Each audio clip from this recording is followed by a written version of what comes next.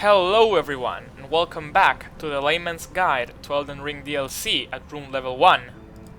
After defeating the Dancing Lion the other day, I was feeling strong, empowered, homicidal even, so I decided to end the life of some creatures in order to fully showcase the strength of the soul level 1 naked dude. First in the list was this furnace golem, who tried to crush me with its feet repeatedly, but I hewed away at them with my star fists till it succumbed to my might. Basically, you want to quickly run towards it to avoid its kick attack, and always stick to its heels so it can't hit you with its hands. Simply jump over its AoE attacks and you should be fine.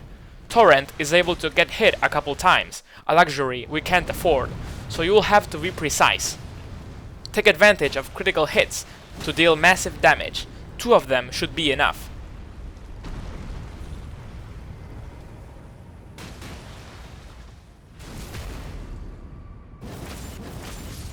Upon death, it drops the deflecting heart tier, which provides us with Sekiro-style deflection.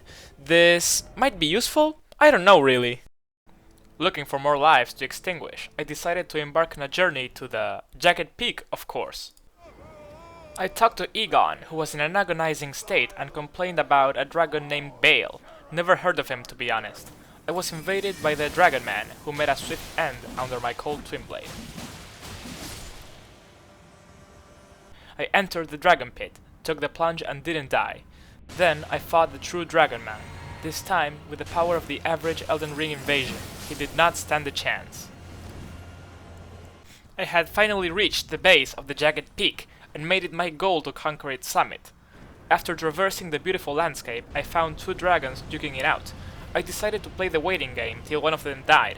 I hid behind a rock pillar that was later destroyed by one of the dragons. I don't know why these dragons were fighting, maybe some dispute over their turf. Eventually, dragon infighting claimed another innocent life, and I made my move.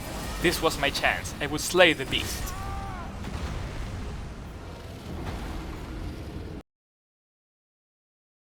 I claimed the title of Dragon Slayer and talked to Egon once more, who asked me to aid him in battle and kill Bale. Again, never heard of him. After this fight, it was smooth sailing towards the peak. I ran past some old dragon, admired the view, and before I realized I had already reached the tallest peak in the realm. Well, actually it's not, but it doesn't matter. To be honest, I believe this area is in dire need of a boss fight. I fully agree when people say the area feels empty. What? What's out there, you ask? Nothing, there is no boss. What? Bale the Dread? That is probably cut content. They must have forgotten to remove the dialogue and it's mentioned a couple times. Either that or Egon is brain damaged. From Software would never put a secret dragon boss in a DLC. Anyways, let's go to Sharrow's hidden grave. There is not a lot to this area. You can get to it by climbing the corpse of this giant dragon. It's a beautiful region, but sadly it offers little more than a couple reused boss fights and enemies.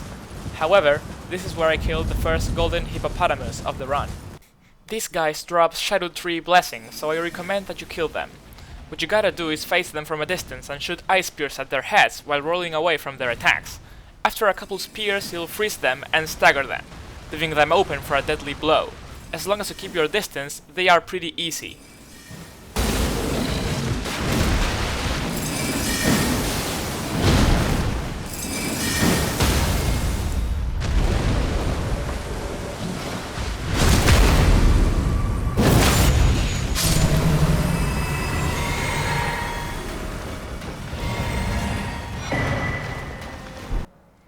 Well, I guess there's no point in putting it off much longer. We need to kill Relana in Castle Ensis. This is my tutorial on how to get through the area.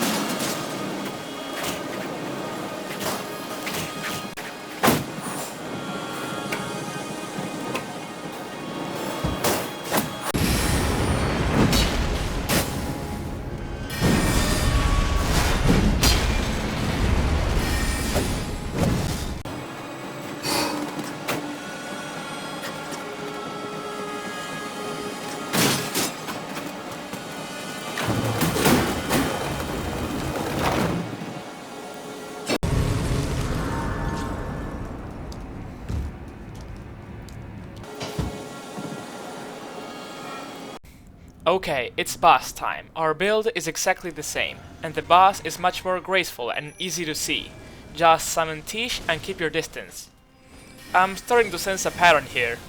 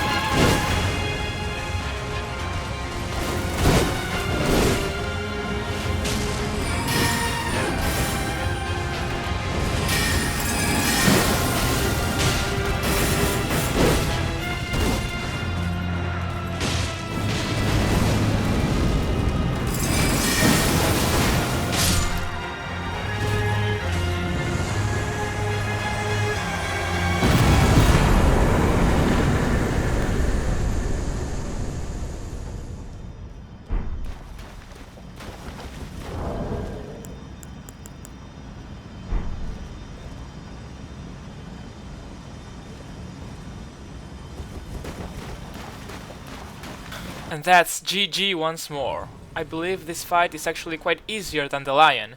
Enjoy this victory, but don't rest on your laurels just yet, because everything we've killed so far is small game in comparison to what awaits us.